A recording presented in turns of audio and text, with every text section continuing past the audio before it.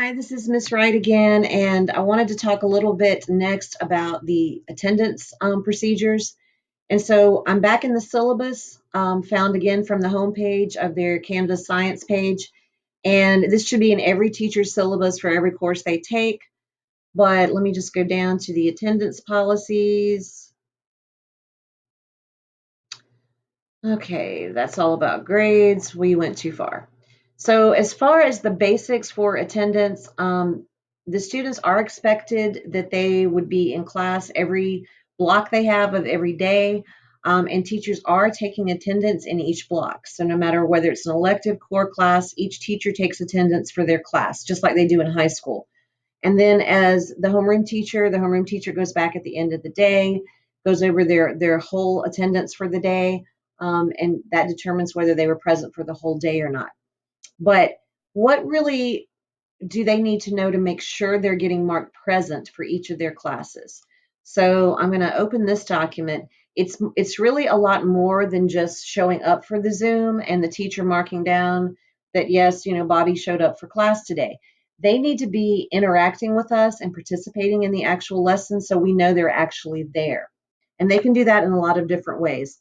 One thing, and the best thing, because we like to see what they look like and get to know them, is for them to have their cameras on. And if their cameras are on, we can see them, we know that they're still there.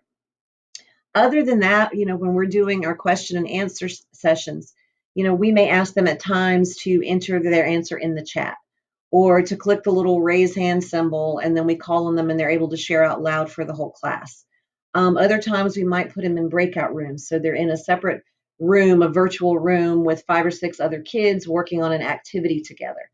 And so, in order for us to really know that they're there, they need to be responding to us, whether it's out loud, verbally, or by entering answers in the chat. Maybe it's a discussion that we post in Canvas and they have to type their answer in the discussion board. But those are the kind of things that help us know they're there. If all we see is the little black rectangle with their name and they're muted and they never respond to us and don't participate, then they can be marked absent for that. So let's say they're having some kind of issue, or let's say they're sick or they have a doctor's appointment. What do you do in that case? So if they're going to be out for the day and it's an excused absence, from the Randolph website, you just click on report an absence and then you can type in the information and it goes straight to Miss Simpson. And here's her email right here. But Miss Simpson can then change the code to excused absence. All we as teachers can do is we can enter that they're present or that they're unexcused absence. But if it needs to be excused, then you need to send that to her through the website.